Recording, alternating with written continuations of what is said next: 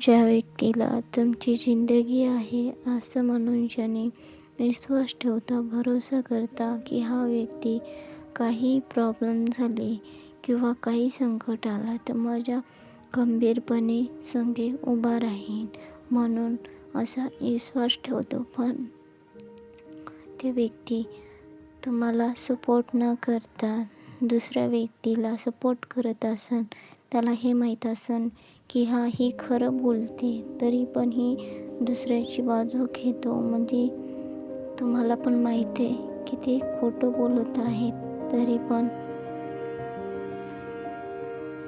खूप राग येतो की आपण ज्या व्यक्तीवर एवढा विश्वास ठेवत होतो तेच आपल्याला खोटं ठरवितो. खूप राग येतो ना.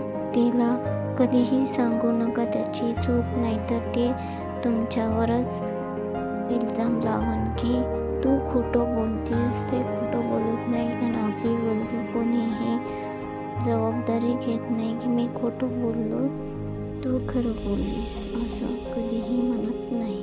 त्याच्यामुळे कोणाची गलती दाखवण्यापूर्वी स्वतः समजून घ्या की व्यक्ती खरा आहे की खोटा आहे.